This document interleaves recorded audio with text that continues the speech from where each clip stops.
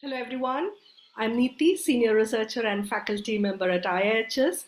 Welcome to today's Publics at IIHS session, which features Migrants and Machine Politics, how India's urban poor sees representation and responsiveness by Adam Auerbach, who is here with us today, and Thachil. Unfortunately, Tariq couldn't join us today. And this book, this is published by Princeton University Press in 2023. And this book is the co-winner of the Best Book Prize from American Political Science Association's Experimental Research section and Satori Prize for Qualitative and Mixed Method session. Good morning, Adam. Once again, thanks so much for being part of Publics at IIHS. I hope it's not too early for you over there. No, so, no, not at all.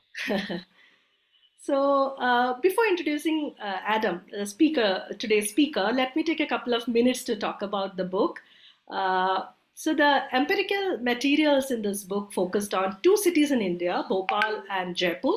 It shows how informal settlements in these cities turn into the epicenter of local leadership, city politics, and urban election. Just to framing, as the global south rapidly urbanizes and millions of people have migrated to urban slums, scholars have documented poor as key actors in expanding cities, that is, forms of subaltern urbanization, whether it is by its quiet encroachment or Holston's more assertive insurgent citizenship. However, there are not many attempts inquiring how poor migrants are politically incorporated into the growing cities of global south. And this book fills this vacuum and examines the urban poor migrants' role in shaping the urban political society, which then connects them to the state. Integrating ethnography with multi-method empirical research, the authors explain how these migrant communities elbow their way into city politics and the remarkable political linkage among politicians, community leaders, and poor migrants. Thus, going against the grain of much of the literature, which usually describes the political life of slums as deprived or coerced, this work brings out the crucial role of urban poor, their political agency, and everyday forms of political participation in shaping their political life. Let me introduce our speaker, Adam Auerbach. Adam is an associate professor at the School of Advanced International Studies at Johns Hopkins University, and his research and teaching focus on local governance, urban politics, and political economy of development, with a regional focus on South Asia and India in particular. He is the author of Demanding Development, The Politics of Public Goods Provision in India's Urban Slums, published by Cambridge University Press in 2020, and of course the co-author of Migrants and Machine Politics. Adam will take us through the book. For the next 35 to 40 minutes. And audience, please use a Q&A box to type your question, and we will take a look at them at the end of the talk. Over to you, Adam. Please go ahead. Thank you so much for that kind introduction, Neethi. Let me share my screen here. Well, good morning from Washington, D.C., everybody, a very rainy Washington, D.C. I know I can speak for Tariq as well, who unfortunately can't make it. But when I say that we're just immensely excited and honored to be able to join the Public's lecture series, to be able to discuss our book. IIHS is just such a gem of an institution. We've learned so much in our own studies of urban governance and politics in India by scholars and practitioners at IIHS. So it's a really special treat for us to be able to present the book here. And again, many thanks to Neethi for leading the show and discussing the book. Okay, so let me launch right in.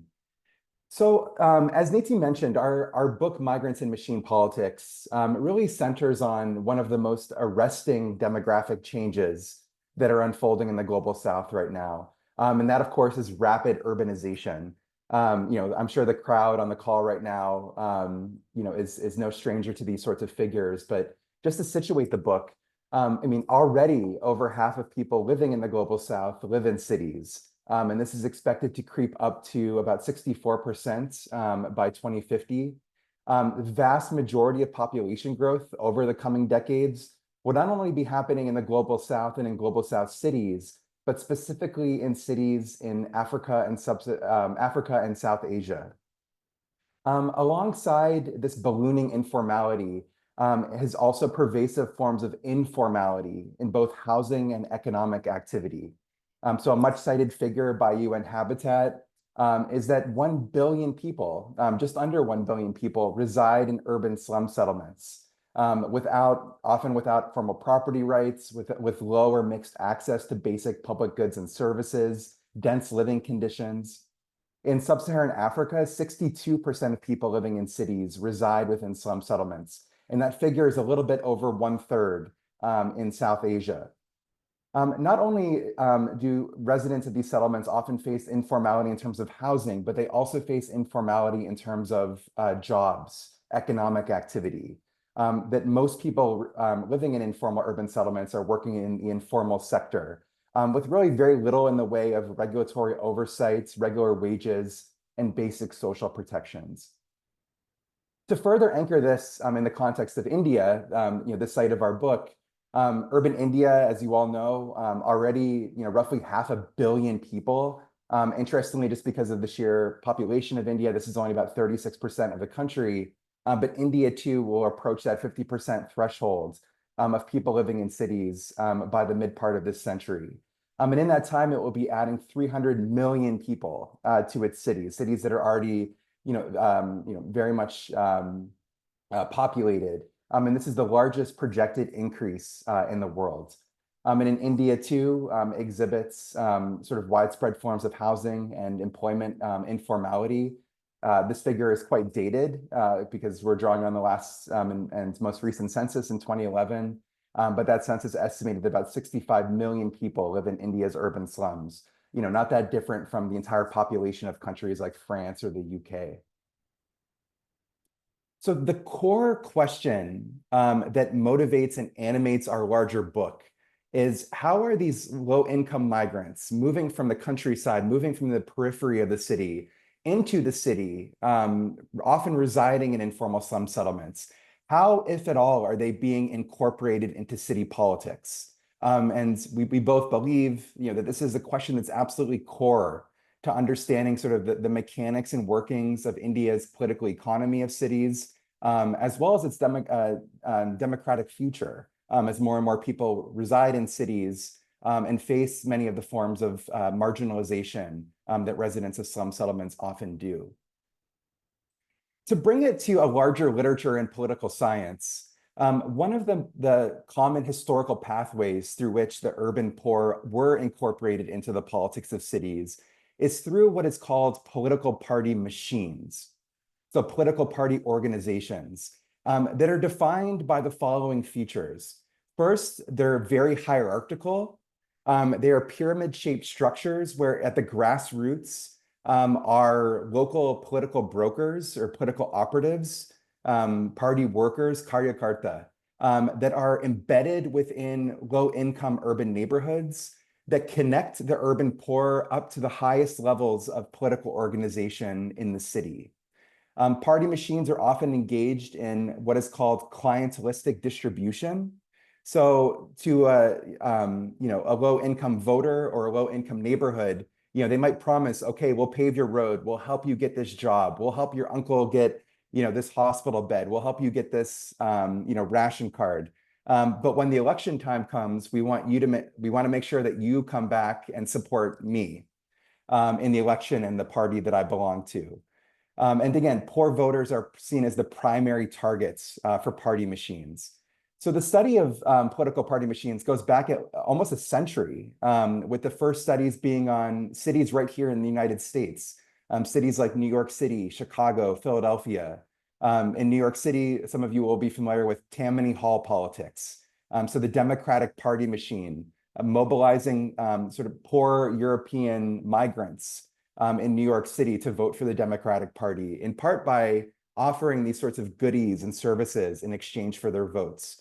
But the study of political party machines has expanded well beyond the US to other areas of Europe and areas of the global South, including Latin America, Sub-Saharan Africa, and South Asia. Despite this large literature, though, the bulk, the lion's share of this literature approaches the study of political party machines from the top down, trying to understand who do these machines target. There's only so many goods to go around. So how do they decide we're going to help these voters and not these voters? And then how do they enforce compliance? So if I help you get that hospital bed, if I help get your kid into school, if we pave your road or we extend a water line into your neighborhood, how do we make sure that you're going to come back and support me at the ballot box come election time? So there's a large literature on voters being targeted based on their partisanship. What party do they belong to? Their ethnicity, as we'll discuss further in the presentation. Ethnic identities, religion has often been mobilizing forces within party machines. Other studies look at brokers, these local informal intermediaries, and how they target patronage and monitor voters from within the community. And then this idea of, well, the political elites above the communities, they have to worry about what these brokers are doing. So how do they keep them in line? So what we argue in the book quite early on is that this overwhelming focus on the top-down nature of the activities of party machines has largely generated this inattentiveness or this blinding to asking this question of how do machine networks, how are they actually constructed? And what, if anything, are the role of these low-income voters in the way that these machine networks are constructed? And then subsequently, downstream, how does the shape of those networks impact who gets what in the city? So Migrants and Machine Politics, we seek to trace each step of the formation of these party machines in two North Indian cities, Jaipur, Rajasthan, and Bhopal, Madhya Pradesh. So our book documents really intense day-to-day competition among different actors that populate these party machine networks. So the Kachi Basti Netas, the slum leaders, who I'll argue are sort of classic brokers, they have to compete on an everyday basis for the support of residents within the Kachi Basti, within the slum settlements, over a following. The size of your following as a slum leader underpins your promotion within parties. It underpins the spoils that you get during elections. But slum leaders need to compete with one another over these followings. Above the settlements, political elites, the party leaders, the elected officials in the city, they need to compete with one another over the relationships with these local slum leaders. Which ones are they able to bring into their network and absorb their following? From the residents' point of view, sort of your ordinary residents in these communities, they have to compete with other residents for the attention of their local slum leader, who are often focal points of problem solving in the community. And slum settlements themselves, India cities, if you look on satellite imagery, are dotted with informal slum settlements, many of which are located in the exact same municipal wards in the same assembly constituencies. And so they have to jostle with one another to get scarce resources for development. So how do these everyday processes of competition and selection make up party machines? And then how does that shape who gets access to material benefits? So we argue in the book that these machines form through these interlocking processes of competitive selection among voters, brokers, and political elites.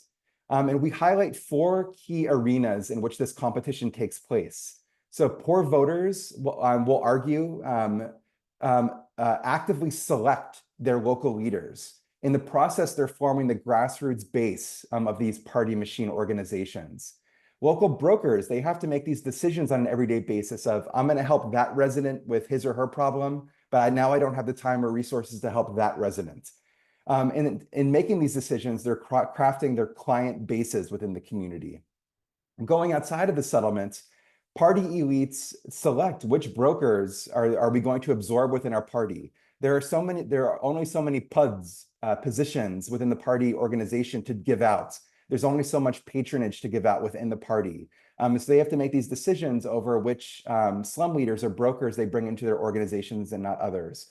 And then finally, politicians in the city, they have to decide, when they're bombarded by petitions for basic public goods and services, which ones am I going to respond to and which ones do I have to or do I want to ignore? So each of these arenas of competitive selection raise four distinct sort of areas of questions, and each one then informs a chapter within our book. And what I will be focusing on in the remainder of the presentation is all of chapter 2 and half of chapter 3. Chapter 2 asks, how do these political brokers, these slum leaders, how do they emerge within slum settlements? What are the preferences of residents within slum settlements over who their slum leaders are? And does that even matter? Through what processes, if any, and we can't assume that, do these preferences over who is their slum leader become instrumental? Our book, Tariq and I have been working together, on this book and related articles since 2014. So it's been about a decade of working together. Our work has, culminated in 2 years of qualitative ethnographic fieldwork in Kutchi Bastis in Jaipur and Bhopal, slum surveys and survey experiments, large surveys of residents, of the slum leaders themselves, and of municipal councilors in the 2 cities. We conducted hundreds of open-ended interviews with these same sets of actors. And one of the most fascinating sources of data in our project is what we call informal archival documents. These papers of petitions, of community meeting notes, photographs, correspondence with officials that slum leaders often keep in their community, often going back all the way to the 1970s. And this gives a clear sort of picture alongside interviews of the history of these communities. Okay, so now, again, I'll focus now on chapter 2. How do these slum leaders, these brokers, emerge? Okay, so let me stop for a second and define these actors, political brokers. Political brokers are intermediaries. They operate in this shadowy, informal space between residents and officials and state institutions, where they are the go-betweens. They're facilitating the exchange of access to state resources for political support. And there's a huge body of literature stretching across world regions on political brokers. And so this is not a phenomenon that's specific to India.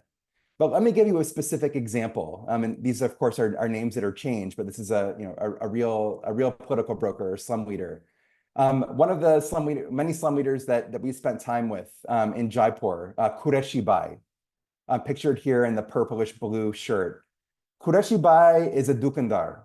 He's a shopkeeper. He has a kirana dukan that you see in this picture. He's selling, lentils, rice, soap, candy, snacks.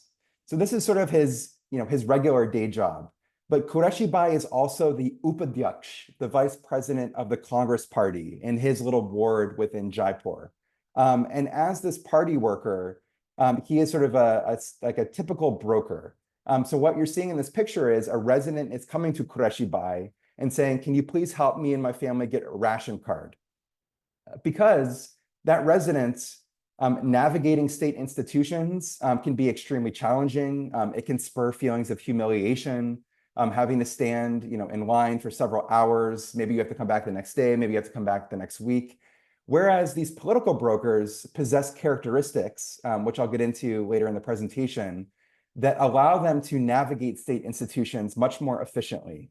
So Qureshi Bai will charge for the service, and in his mind, if I'm going to spend 2 or 3 hours, in this government office, I should be compensated for it. But he will help this resident get this card.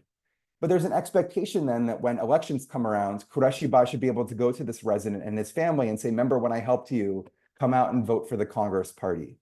So this is a classic political broker. These are the actors sort of at the core of this chapter. Research on these actors like Qureshi Bai, though, usually take their presence as a static given. Okay, there are these brokers, they're performing these activities. So it introduces them at the gritty end of their climb into that position. But just years before, or maybe a week before, they were an ordinary resident in the community. So how do these ordinary residents bubble up into being like Qureshi Bai? How do they go into this position of being a slum leader? So slum leaders, again, these are classic political brokers. They are non-state actors. They're not formally elected during elections. Although some of them, the most prominent ones, will fight in elections for the municipality, but the vast majority are non-state actors. They move to the settlement like other residents, but they possess these characteristics that we'll go over that allow them and attract other residents to them as nodes of problem solving. They spearhead efforts to improve local conditions, getting that road paved, getting that nully or that drain put in, getting electricity and streetlights, having a school put in the settlement. They also mobilize residents during elections for the political parties to which they belong. And the vast majority of them, I'll talk about the survey that we did. We did a survey of 629 slum leaders. The vast majority are padadikari. They are position holders within the party organizations. So you can see in these pictures down here, common images. The gentleman on the left, is the ward adhyaksh of the BJP. The picture on the right, a settlement leader passing out food to residents. Okay, so how do these actors emerge within settlements? So we think that this is a particularly interesting question because India's slum settlements, at least the ones in Jaipur and Bhopal and others that are documented by other scholars in other cities, show that these communities are incredibly diverse in terms of jati, in terms of religion, in terms of region of origin where the migrants came from. So in these new nascent urban spaces that are so socially diverse, forms of what we might call traditional or customary authority, they don't really hold much social currency. You may have been able to derive authority in a certain way in your village of origin, but now in the city amongst these other people from other places belonging to different communities, that holds little currency anymore. Slum leadership, as we'll show, is multifocal and contested. It is incredibly rare for there to only be one Basti Neta or slum leader in a community. Almost always there are multiple slum leaders who are competing with one another, even within the same party for a following. And so we argue that because of this, residents have actually significant agency in deciding who are we going to go to seek help and who are we going to follow. Political parties, for their part, they claim, and as we saw over the course of 2 years, they don't have the ability to just sort of put someone in a settlement and say, you are going to be our karyakarta, everyone's going to follow you. They have to deal with who the slum leaders, the slum residents themselves select as their leaders. So just to illustrate this, one of the many quotes that undergird the book, one resident told us, slum leaders help us because the residents of the Basti have chosen them as their leader. Slum leaders help the people who have no one in the government to go to. We have chosen them for a reason. The slum leaders live among us, so it is their responsibility to help someone who approaches them with a problem. We have chosen them as leaders because they have information and knowledge. They should get our work done. Party leaders in the city echo the exact same thing. See, Deco, there are always leaders in the Basti, some people who are active and working for people. Our party needed someone like this in the settlement. It was through such people that we strengthened our position in the Bastis. These are the individuals we would select for a party position. Another slum leader. See, someone from the community emerges as a strong leader, has a public following, and has strong influence. In that case, we must approach him and offer him a position, a party position, a pud. We cannot make someone a neta just by giving them neta clothes and making them stand on the road. In that case, he would just be a murti, a statue. They must have the support of residents. So our ethnographic fieldwork identified 2 key ways that people become a slum leader. The first are these pathways of these episodes in the community, these discrete moments where residents are brought together and often deliberate, discuss with one another, sometimes even hold informal elections, which is what is pictured here in these images, in deciding who is going to be our adhyaksh, our slum settlement leader. Oftentimes, these are positions that are selected within Vikas Samitis or Mohalla Sudaran Samitis, so these development associations that are extremely common in slum settlements, again, at least in Jaipur and Bhopal, with evidence elsewhere. However, many slum leaders are also selected not in these sort of community meetings or through informal elections, but these everyday fluid choices that residents make, over who in the community am I going to go to seek help from, and who am I going to follow when they ask to go out to a rally or a protest. So there are these episodic moments of selection and these everyday fluid choices made by individuals that structure the distribution of support for slum leaders in the community. So that then begs the question, okay then, well, if residents have agency and they have some degree of choice, what do they want in their slum leaders? Well, the literature points to several characteristics that might push a resident into supporting one person over another. The first is what broadly would be referred to as co-ethnicity. That there's a large literature that would suggest that a resident would prefer to have a slum leader that shares his or her ethnic identity, whether that be caste or jati, whether it be religion, whether it be their migratory state of origin or language. With this understanding that someone of my own community will be more likely to help me in the future with my problems. Also, the literature would point to partisanship, that they would want to have a slum leader who belongs to the party that they support. Again, with the expectations that if that slum leader is BJP and I'm a big BJP person, or they're Congress and I'm a big Congress person, they are going to be more likely to help me as well. But there are also these other efficacy concerns that sure, someone might be of your ethnicity, they might be the same caste, they might be the same party, but do they have the markers of capability that allows them to go into government offices to voice demands? And as we'll show, both quantitatively and qualitatively, this is a really important consideration for residents. Is that individual able to read and write? Can they write a petition? Can they understand eligibility criteria for different public services? Can they fill these forms out and talk to people in their bureaucracy to get things for us? Related to that is connectivity. Does this person have the networks, oftentimes within their job or in their social networks, that can connect them to people in the city government that are able to do things for me and my community? Just some quotes to illustrate, especially capability.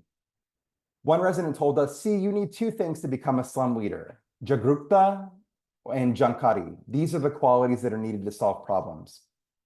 Here in the slum, we have only poor people. Most people are uneducated. When there's an issue, they need help writing applications. They come to me saying, bye, brother, fill out this application. Slowly, people told others I do this work. That's how I built my support base.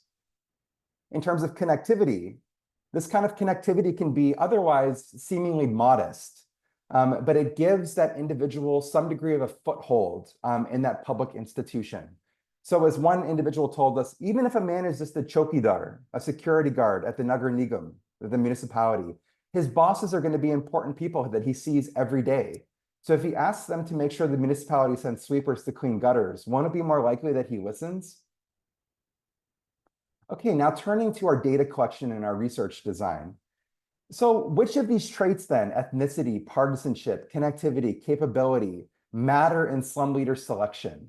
But perhaps even more interestingly, what is the relative importance? These all might be important, but which sort of shine through in driving the selection of informal slum leaders? So to examine this question, in addition to our qualitative work, we conducted a survey of just under 2,200 residents across 110 slum settlements in Jaipur and Bhopal. And what we did was we conducted a survey experiment that's referred to as a conjoint experiment that's becoming increasingly popular in the social sciences. This is a way to causally identify the impact of different attributes on preferences and selection.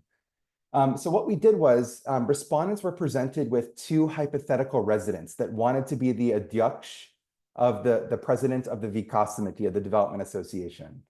In another settlement much similar to their own. And we'll talk about some of the drawbacks of doing these hypothetical experiments, but it became all the more important then to do, of course, do the qualitative field work and other survey work. So what residents saw was the following. In some slums, there are people that do Neethagiri. I'm not talking about the ward councilor or the MLA. I'm talking about community leaders that live inside the settlements. I recently visited a settlement just like this one in Jaipur, Bhopal, where residents were having a lot of problems, and they decided to form a Vikas committee to improve development in the settlements. There could be only one president, though, and two people wanted the position. I would like to tell you about these two people and ask your opinion about them. So this one characteristic that we talked about, ethnicity. What we did was we randomized the caste, the jati, of each of these hypothetical candidates with equal probability so that either they were a match in terms of their jati with the actual respondent being interviewed, or they were belonged to one of three well-known high caste Hindu jatis, one of three well-known in that area disadvantaged caste jatis, or one of three well-known Muslim zat. And so this way we're able to measure then the importance of co-ethnicity along the dimensions of caste and religion. We then randomized where the candidates had migrated from, so their region of origin. So with equal probability, the candidate belonged to the same region of origin as the actual respondent being surveyed. The state of the study city, so Rajasthan or Madhya Pradesh. One of two source states in North India, so Bihar or Uttar Pradesh, or one of two source states that also feed into Kutchi Bastis in Jaipur and Bhopal, but outside of the Hindi belt, so West Bengal and Maharashtra. We randomized the partisanship of the candidates to be either supporters of the BJP, the Congress, or that they're swing voters. That sometimes they're for the BJP, sometimes they're for the Congress. We also randomized the education of the candidates to either have a college degree. Interestingly, 9% of residents in our communities had a college degree. And this is overrepresented, as I'll show you, among slum leaders. So there are many people with college degrees in these communities. Passing 8th grade standard, 40% of residents in these communities had passed 8th grade standard, or that individual had no formal education at all. And that was sort of our key measure of capability. In terms of connectivity, we operationalized that through the idea of one's occupation. So with equal probability, we randomized whether or not the candidate held one of three jobs that had modest bureaucratic connectivity. So in our qualitative work, these were jobs that people would hold that would attract other people to them because it would put them in these circuits of connectivity and to power in the city. So a Safai Karamchari and for the municipality, a Chokidar, and a Chaprasi. A moderate amount of connectivity were those jobs that would take that candidate outside of the settlements, moving around the city, but without direct connections to the municipal governments. So this was a mazdori, construction laborer, a street vendor, and an auto rickshaw driver. Very common jobs in these communities. And then one of three jobs that has very little outside connectivity because the occupation keeps them within the settlement. So the owner of a kirana dukan, a chai stall owner, and someone that sells pan or bidis. We then asked which of these two candidates, again, that will have these different profiles, which would you choose to be the adyaksh of your Vikas Samiti? So just to quickly show you the results, and then I'll move to concluding. I'm happy to talk through this, but what we're estimating here is called the average marginal effect, component effect. But just to skip straight to the findings. So let me just walk through this. Moving from a candidate that is not of your same jati to one that is of your jati boosts the likelihood of the selection of that candidate by about 7%. This goes up slightly for religion and state. So what we find here is that in terms of our survey experiments, residents of these slum settlements in Jaipur and Bhopal sort of unambiguously have preferences to have slum leaders that are of their same jati, belong to their religion, migrated from the state that they also migrated from. We find that there's a large negative penalty when the candidate is Muslim. This is largely driven by our Hindu respondents. One thing that we can't differentiate in our quantitative data, though, is this because of prejudice and discrimination against those Muslim slum leaders from the residents themselves? Or is this an expectation that, sure, we might want to support that candidate, but once he or she goes to state officials, they might not get the same responsiveness? Residents show a preference for people of the same political party, of roughly the same magnitude as ethnicity. Connectivity is the effect of it is small, but still positive and statistically significant. And so residents do have a slight preference for slum leaders who have those modest bureaucratic connections to the municipality. But the biggest finding in terms of the effect size is education. It outshines even ethnicity, that residents want their slum leaders to be well educated so that they're able to navigate state institutions and engage the state with a greater degree of efficacy. So this, of course, brings up this question, well, are these preferences specific to slum leaders? Are they specific to politics? Or are these just more effuse sort of social preferences? So what we did was we conducted a second experiment where we asked the exact same question and we randomized the exact same attributes. But this time we asked, which of these two families would you prefer to move in next to you in the Kachi Basti? So what we find is that residents have even stronger preferences to have people of their caste and their religion when you're considering someone that's living next to you in the settlement versus who represents you as a slum leader. We also find that education is less important. So this is evidence that we really want our slum leaders to be sort of well educated and able to engage the state, but this is less important for people that move in next to us. So this is some evidence from our side that what we're picking up in that first experiment are political preferences. So just very quickly, I don't think Tariq and I would want to hang our hats just based on a survey experiment. So in addition to our qualitative work, we surveyed 629 slum leaders. And I'm happy to go through, if people are interested, how we went about doing that. But it's a very representative sample across the settlements in Jaipur and Bhopal.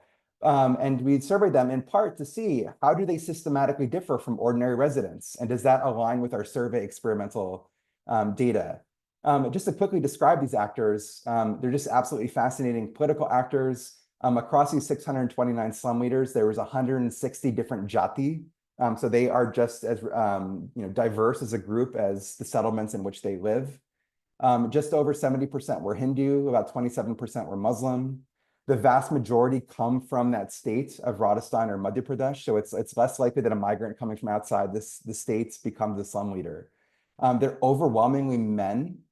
Although I'd be happy to talk about the female slum leaders that we encountered, engaged, interviewed in our field work, which were fascinating actors in and of themselves. And the vast majority of them have positions in party organizations, either with the Congress Party or the BJP. So just quickly, we find that slum leaders in our sample are significantly more educated than ordinary residents. The average education level is about 8.5 years of formal education, exceeding that of ordinary residents by 3 years. 90% of slum leaders were literate, whereas only 62% of residents could read and write. And slum leaders were twice as likely to have at least some college education than ordinary residents. So they tend to be significantly more educated. They also tend to have these higher status, higher connected jobs, like these again, chaprasi, chokidar, safai karamchari, but also lawyers, accountants, engineers, jobs that, again, are placing them in these sort of arenas of power. Even if it was modest, that would give them some degree of a hook into local institutions. One last thing before I conclude. So while we find that residents have these general preferences to have a co-ethnic slum leader, in practice, very few residents have the option of going to somebody that is the same caste as them in terms of being a slum leader. Only 30% of residents that we surveyed even had someone of their jati who was a slum leader. Yet, residents are turning to slum leaders at significantly higher rates. So what we show in the book is that it's extremely common for people of one caste to go to someone of another caste, from one religion to go to someone of a different religion, to seek help. Because the compulsions of seeking security and material well-being in these communities pushes people to go around what might be, preferences for co-ethnics to go to who can get things done for them. So just to quickly conclude, in terms of these chapters, we find these low-income voters in India's urban slum settlements, and these are areas that are typically cast as, bastions of rigid clientelism.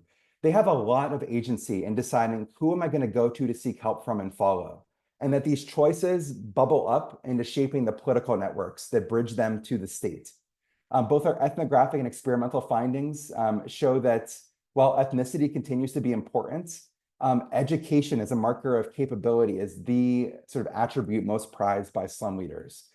We find significant evidence of multi-ethnic coalitions in these communities, and that these multi-ethnic coalitions aggregate outward and form these heterogeneous vote banks in the city.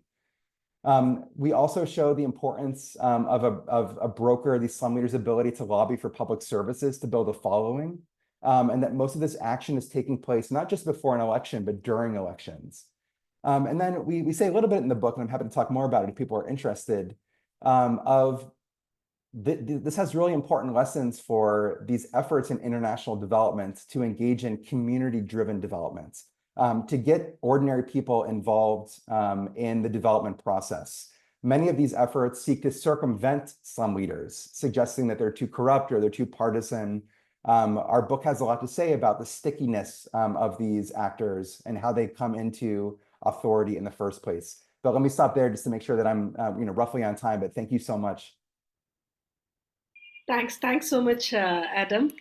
Now it's time for question and answer session. So please, audience, please type your questions in the Q&A box. And I can see that we already got 2 questions. Let me take a look at it. So the first question is, how did you identify and access the slum leaders? Yes, this is a fascinating question. I think one of the things that brought Tariq and I together is a love and a respect for ethnography. The importance of really embedding yourself in these communities, and to be able to really understand the contours of leadership, of how residents connect to these informal leaders.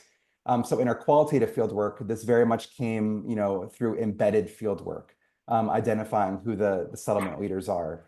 For our survey, Tariq and I were with the survey team every single day. This was not something where we were sort of, sitting in our offices here in the United States and there was a team of people going around.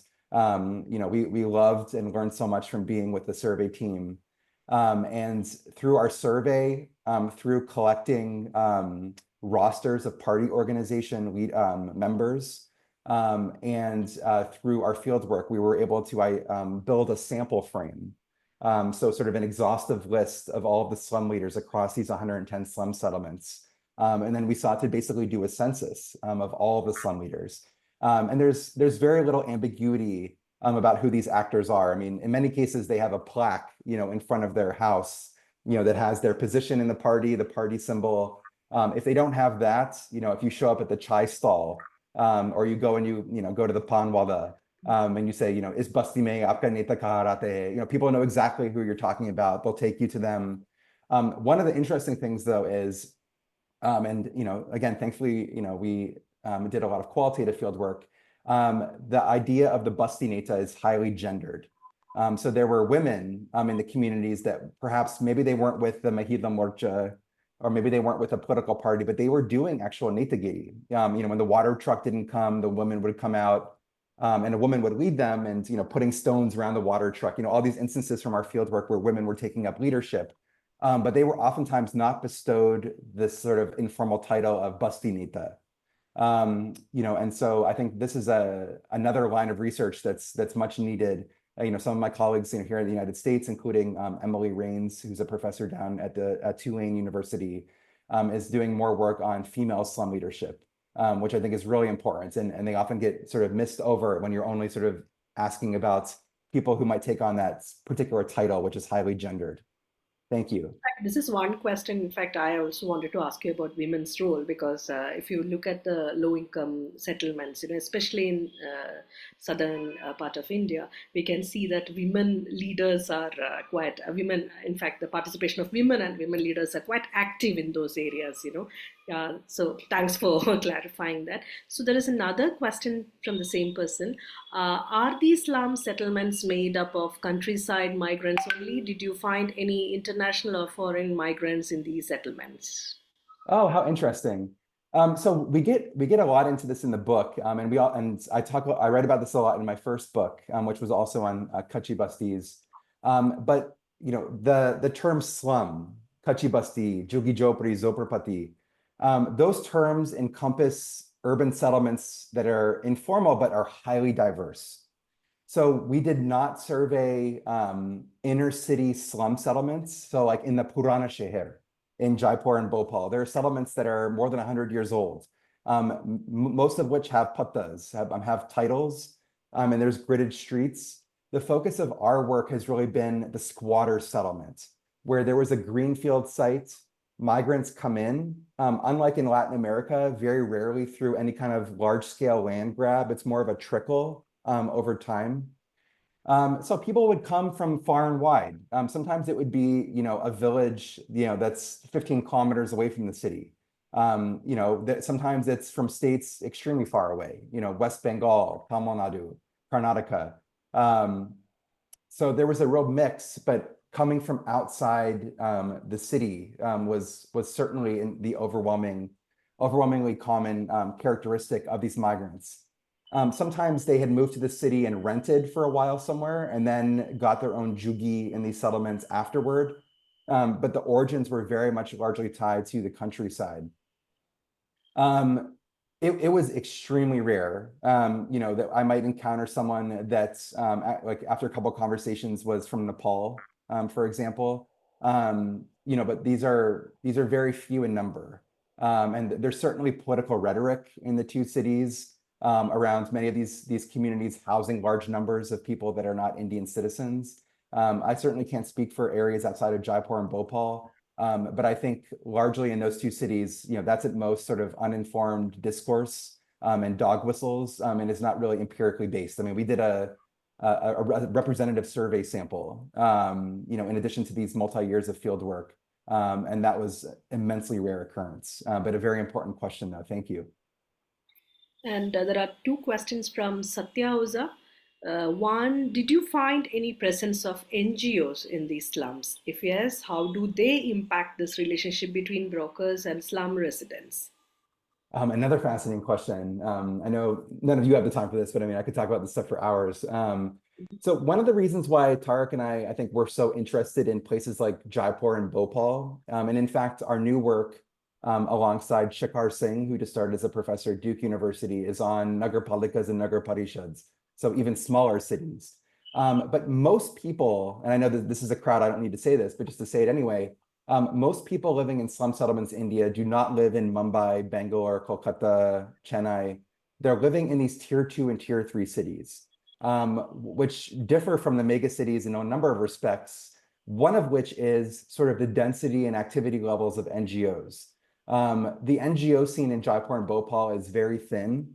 Very rarely would we sort of encounter anything beyond an occasional adult literacy sort of campaign, but not in terms of not things that, for instance, I've read in Mumbai, where there are organizations that are sort of very embedded and sort of are bound up in sometimes with the organization of the communities themselves. One organization that would pop up sometimes is Seva Bharti, which of course, it has its own sort of political connections, but that was usually doing things like cataract surgery, or taking people's blood pressure and doing sort of these, and it's something that would happen, maybe once every 6 months or so. So yeah, one of the interesting sort of, elements, I think, and this shapes our scope conditions. How far do our findings travel outside of places like Jaipur and Bhopal? I would imagine that in much bigger cities like Delhi and Mumbai, that there's a much deeper and wider presence of NGOs that are operating that might influence the manner in which these communities are organized. But it's a really wonderful question. Thank you. Satyaoza has one more question. It seems that the existence of the slum is key to having this particular model of machine politics. How could a slum demolition and a resettlement challenge this? Oh, wow. Another really, really great question. Yeah, it's been interesting to be visiting Jaipur and Bhopal over the last what is now 20 years. I think the biggest moment of eviction was specifically in Bhopal. Like the vast majority, I think all but one, Kutchi Bastis that I had studied, more than a decade ago in Jaipur are still standing. But in Bhopal, there was some evictions as part of Rajiva Wasi Yojana. So, even during my earlier field work for my first book in 2009, 2010, 11, you could see these apartment buildings being constructed sort of in the edge of the city, one of which collapsed under rain because of poor construction. And as you all know, people in the Kutchi Bastis are loath to want to move to these flats. They're outside the city. They're not close to their workplaces. The size is very constrictive. There's no place to put their auto rickshaw. There's no place to put the things that they might be making, their cottage industry. Some people have animals they can no longer keep. But that, of course, if there is an eviction, that, of course, completely tears at the social fabric of the community that no longer has that same built space. And, we know that, built space intimately, impacts social life.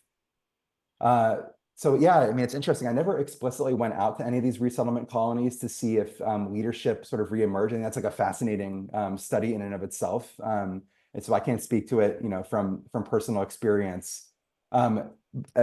There were some communities, though, where part of the community would be evicted, like the part right by the road or right by the railway. And one of the immediate things, talking to MLAs in the area, that reduces the size of the community's vote bank. And one of the things that I argue my first book that comes through in a little bit in our second book too, is that the population of a particular slum settlement shapes how attractive it is to politicians, to courts. And so larger settlements disproportionately get more sort of public spending and infrastructure than their smaller counterparts, even on a per capita basis. So yeah, these evictions, and dispossession have lots of implications for political networks, social capital, leadership, and the size of the vote bank. So there is another question which is somewhat related to the theme which you're talking now.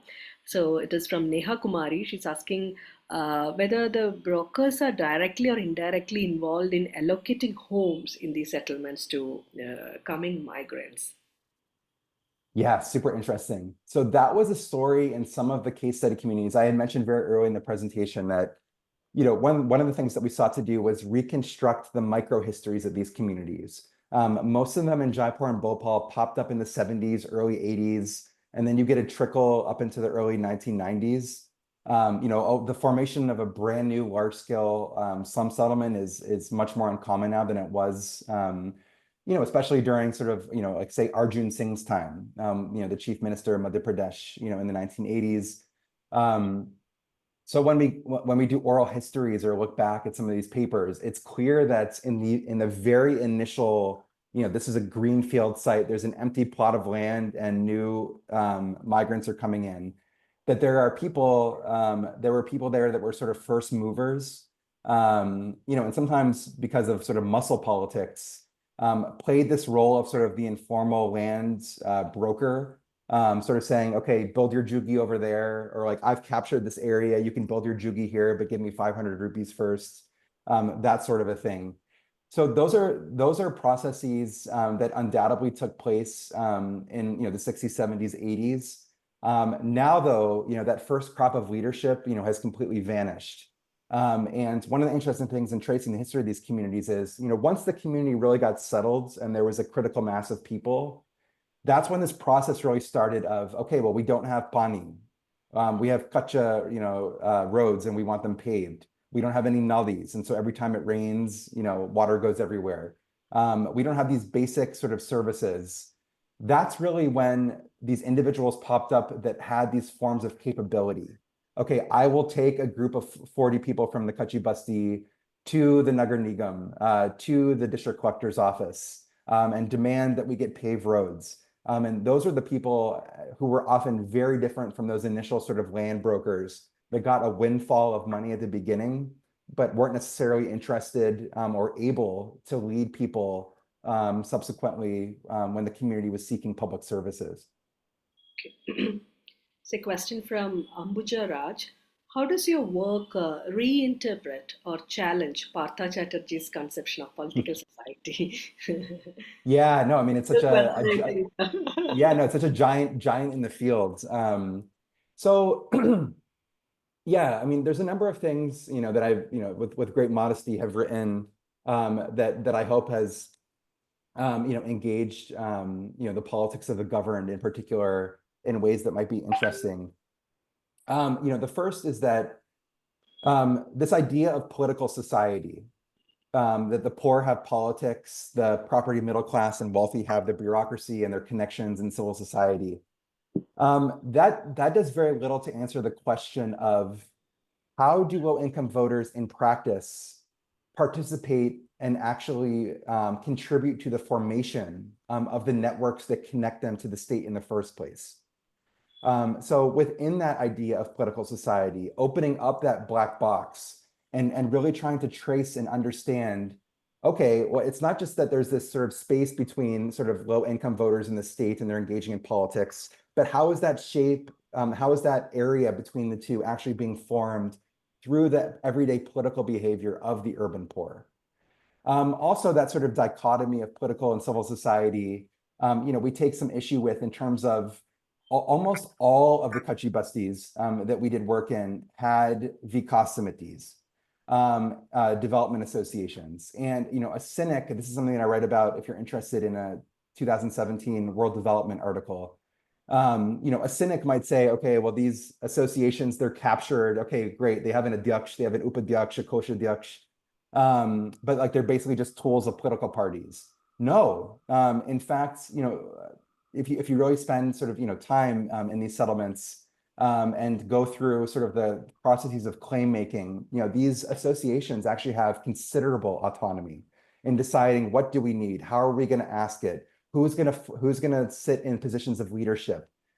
These associations are also very diverse. And, almost all of them have a letterhead. So it'd be like, Sanjay Nagar Kutchi Basti Vikas Samiti, something like that. And then down the left-hand side of the paper lists the different members and leadership.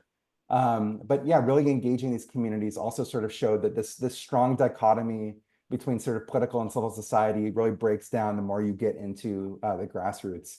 But yeah, of course, in the book, we engage Partha Chatterjee's important work in several places and learned a great deal from his scholarship. There is another question. I hope I'm pronouncing it correctly. Mamokete Modiba. I mean, sorry if I'm not pronouncing it properly. Did you find that ordinary people would change brokers and choose different ones if they fail to service their needs? How do brokers ensure that they keep their following? Really, really interesting question. And this is something else that we talk about a lot in the book. Residents have a lot of choice over who they go to. Um, First, these informal slum leaders, unfortunately, I think, perceptions of slum settlements, for instance, here in the United States, was largely shaped by movies like Slumdog Millionaire. The everyday life of people in these communities, and I have no doubt that this is the common story across India, but certainly in Jaipur and Bhopal, these slum leaders are not like gun swinging, gang lords that have, can exert significant violence against ordinary people. Usually, the vast majority of them moved to the settlement just like anybody else, and they became a slum leader because of their problem-solving abilities. And they are in many ways beholden and socially accountable to residents.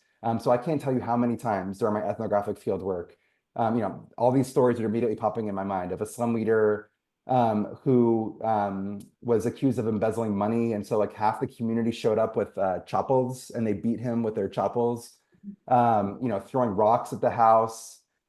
This one gentleman in Bhopal, in one of the largest settlements in the city, was verbally abusing people, using gullies, that I certainly won't say, on the Zoom call. But people complained to the party leadership around him, and he had his position in the Congress Party taken away, and he was Dalit. He was kicked out of his Jati Panchayat as well. So it's clear that in the absence of really organized violent crime in these communities, the fact that there's multiple slum leaders that residents really did have a lot of wiggle room. And so they would choose. We have lots of stories in the book of, okay, I went to slum leader A for a while, but then this new person moved in. And they know everybody at the Jaipur Vikas Pradhikaran. They know everybody at the Jaipur Development Authority. And so people started gravitating towards that individual because he was able to demonstrate that I'm more likely to be able to solve your problems than that other chap. So this fluidity was extremely common and was enlivened and given space because of competition. Thank you. As we wait for more questions, I have a couple of questions. So I was just wondering, what are the career trajectories of these political brokers? That is, what is the possibility of a broker in a formal city politics, or the likelihood of these brokers transitioning from informal to a formal political path? Yeah, so interesting. So we get into this a lot in chapter 4 of the book. Spending time with these slum leaders was very eye-opening. It's easy to characterize them as sort of two-dimensional figures that are trying to eat money and get political power, but they're very complicated. I mean, many times when we ask, like, why do you do what you do? They say, look, like, I live here with my family too. Like, I also want clean drinking water. I don't want to have to drive my motorcycle through muddy roads. I want a street light in front of my house. I want a school for my kids to go to. And I don't think those things can be easily dismissed. You don't have to be an angel or a great altruist, to want to improve, your immediate area. And many of them have like members of their kinship group in the settlements. But they are all very aspirational. They get significant money, especially the popular ones, where if you just sort of remained as a slum leader, this could be a vocation, in many ways. So like, when you're helping people get a ration card or a water connection, electricity connection, this is 300, 400, 500 rupees every time you're doing that. During elections, a lot of money gets trickled through party networks. But many of them express aspirations to move up in the party hierarchy. So maybe they're the booth adhyaksh now, but they really want to be the ward adhyaksh, and then they want to be the block adhyaksh, the sheher adhyaksh, the zilla adhyaksh. Maybe it's in the main party. Maybe it's in, the Alpsankhya Morcha or the Yuva Morcha, or this or that Morcha or Prakosht in the party. But they want to move up. Many of them aspire to run in elections themselves. If they live in a large slum settlement, some of the biggest slum settlements are basically an entire ward in and of itself. And so if you're the most popular slum leader, it's not that far of a jump to then run for elections and become a parshad of the municipal council or a councillor. But because so much money is involved in running to be an MLA and certainly an MP, like that's just out of reach. So I think that the most successful, that we encountered became ward councilors, or were at some sort of level in the party organization, high up in the city where they were major power players. But the idea of running for a state assembly seat is just out of reach for them. And again, how do these party elites, so the ward councillors or the ward corporators, choose their informal representatives at that level? Since I read the book, so these are, I know this is not particularly representative. Yeah. No, absolutely.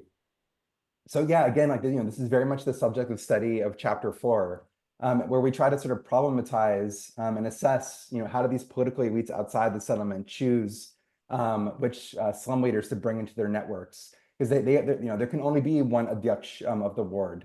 There can only be so many padadikaris, in that area.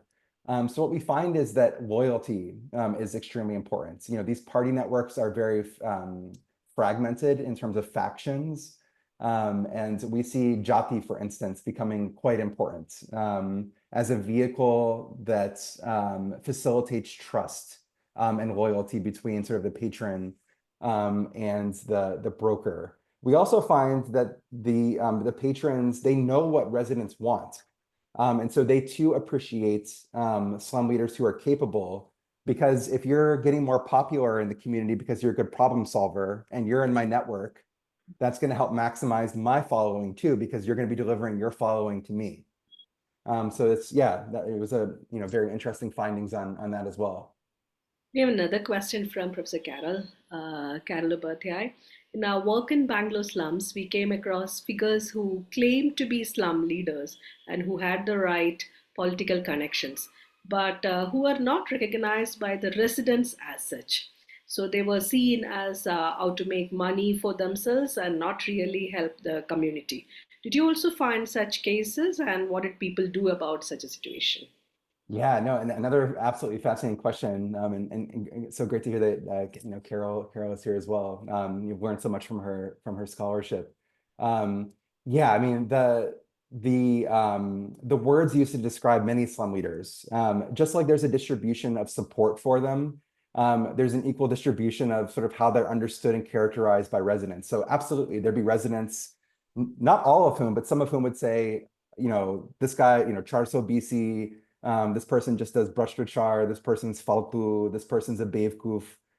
We could go on and on with these sorts of words, where they might have a political party position, but their following within the community is much more modest than would be suggested by their position within the party.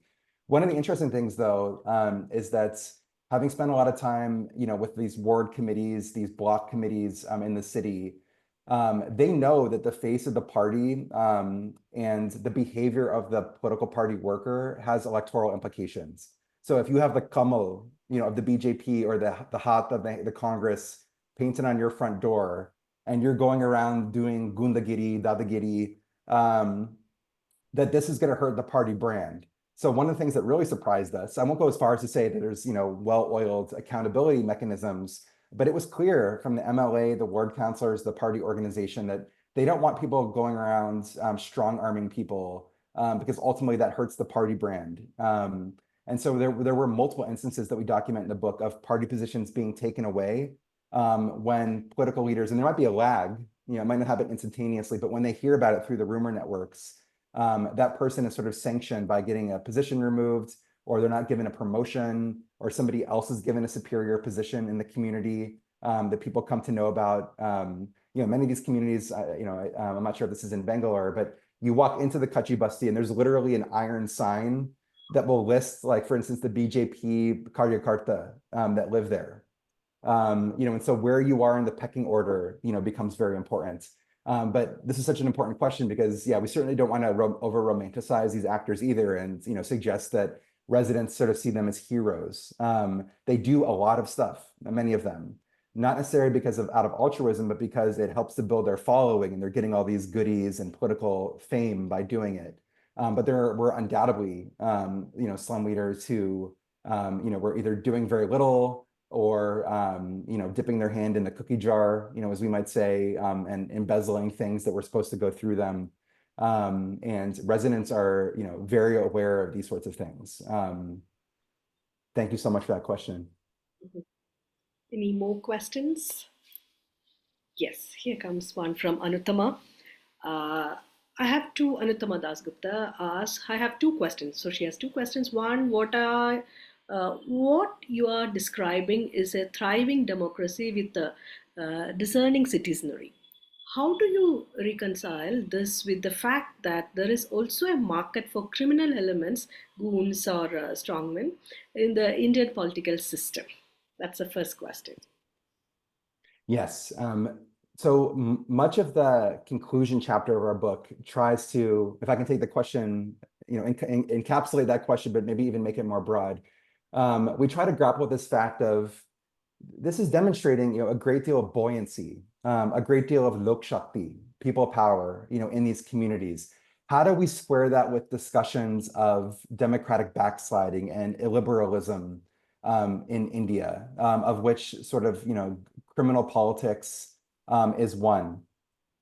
So, I mean, one of the things that I think makes this a little bit different from, incredible accounts of criminality and criminal politics by scholars like Milan Vaishnav, and others, that have studied, bosses and, the sand mafia in Bihar, water mafias in Mumbai. There are definitely these illicit activities that are going on, bootlegging liquor, these sorts of things. But at the end of the day, these slum leaders operate in an environment where they're not running for formal election. It's quite well understood in the literature now that much of the reasons for this criminality is that it fuels and is fueled by winning office at higher levels, whether it be MLA or MP. It's extremely expensive to run a campaign for those seats, and part of the your war coffers is to engage in these sort of illicit activities to fuel your campaign. We're talking about a scale of politics that is so much smaller and less infused with money, that the need to turn to those sort of criminal activities is just less important. We asked all these 629 slum leaders what their jobs were. And if we had only done a survey, I'd be worried about social desirability bias. Okay, they say that they're running a Kirana Dukan, but maybe they have a huge, Desi Daru, liquor business or something like that. But, both the fieldwork and the survey suggest that the vast majority of these slum leaders are kind of ordinary residents. They're doing mazdori, they're, a chaprasi in a local office, they're a computer operator, but people are turning to them in the settlements because at least more than anybody else in the community, they're able to get things done. And so again, there was definitely sort of, criminal things. There were small scale gang activities, young boys going around, causing issues, and, other things like that. But the scale and organization of criminality just simply did not square up with other accounts of criminal politics in other places and at levels of politics where, that seems to be much more essential in being able to sort of grease the political organization and a candidate in political finance. Yeah. Anuttama has one more question. So we have only 2 minutes more. So Anuttama's question is, India has lower numbers of officials at the local level than at state or national levels. It's the opposite in countries like China and the US. Do you think having capable slum leaders at the local level, the informality of this arrangement takes away from a true devolution of power? Oh, so fascinating. Sorry to keep pointing to things. I'm not flatter myself that anybody has the time or interest in reading it, but I have an article with Gabby Crooks-Wisner, who does a lot of work on sort of claim-making politics in rural Rajasthan in particular. One of the arguments that we try to make that is, I think, partly perhaps an answer to this question. I'm not sure if it satisfies it, but there's a huge gap between your citizen and the state and elected representatives, even at the municipality level. So the average ward size in Jaipur is about 20 or 25,000 people. That's significantly larger than the distance between you and, say, your bunch in like a panchayat. Many of the slum leaders that we talk to, I don't know if I'd go as far as to explicitly argue this myself, but because decentralization in India cities has been comparatively weaker to decentralization in rural India, and this larger gap exists even in the sort of constituency sizes, that these vikas committees and these slum leaders are basically filling a void that would have otherwise been filled if there had been deeper forms of decentralization. And yeah, I mean, there's tons of vacancies. I mentioned, some of the new work that we're doing on small towns, nagarpalikas, nagarparishads. The face of the state in those communities, villages, or excuse me, small towns of 20, 25,000 people. There's usually 4 or 5 people running the show. There's an executive officer, a junior engineer, a revenue officer, a couple upper divisional clerks. It is extremely common going into these little towns where one of those officials has just not been there for 6 months. Or if you go to their office, I'm sure many of you have seen those boards behind their desk where it shows all their predecessors. And it'll be like, this person was here for 9 months. This person was here for 14 months. This person was here for 6 months. So yeah, undoubtedly sort of staffing, local capacity, the strength of decentralization and ward sizes come together to create this demand for intermediaries. Because if it was simple enough to just walk over and get a response from an official yourself, there wouldn't be a demand for these intermediaries in the first place. They rise because of the need to have this bridge between citizens and the state. So I think you're really putting your finger on the underlying drivers, for these actors. So we have just 1 minute more, so I think I'll take the last chance to ask you this question. And you must have already received this question whenever you present this book elsewhere. So the question is the scope of machine politics beyond Jaipur and Bhopal. Would you like to respond, reflect on this? Yeah, no, I mean, every time, I travel within India, I'm incredibly humbled, by, its incredible diversity. And it's clear as you go from state to state, some municipalities allow for partisan elections, and that's the case in Rajasthan and Madhya Pradesh. In other areas, you can't run on a party symbol. The sizes of wards differ from state to state. The ecology of political parties differs from state to state. Jaipur and Bhopal is pretty much only the BJP and the Congress. But there are other states where there's strong regional parties. There's a different sort of ecosystem of parties that are operating. The large mega cities, have migrants that are coming in much greater numbers from states outside. Jaipur and Bhopal are comparatively huge cities. Like if you put them in the US, they'd be some of the biggest cities in the US, but they're very much, more modestly sized, within India. So there are so many differences that, I hope, we conveyed in the book that, we've tried to go deep into these two cities and defining, in the jargon of political science, what are the scope conditions of how we think our findings would travel elsewhere. But the presence of slums, the presence of party networks, the presence of municipal governments, material need in these communities, and the really rich literature on slum settlements produced by scholars, in India and elsewhere, on individual cities like Pune or, Bhubaneswar, Kolkata, wherever it is. Seems like that much of the story does travel, even if in a lot of these puzzle pieces look much different. But that's really an open question. And it's exciting to see the field continually to evolve and learn from it. Thank you so much, Adam, and thanks so much for, quite a lot of questions, and then thanks for your answers to all these questions. And looking forward to meeting you sometime in Bangalore when you do your fieldwork for your upcoming research. And thanks again. Do convey our regards to Thachil.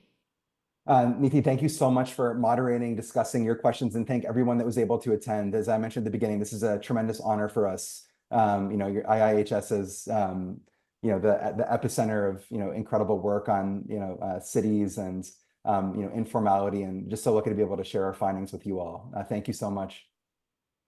Thank you, everyone, joining us today and then listening to Adam's book and then asking such interesting questions. And looking forward to meeting you all for our next session. See you. Bye bye.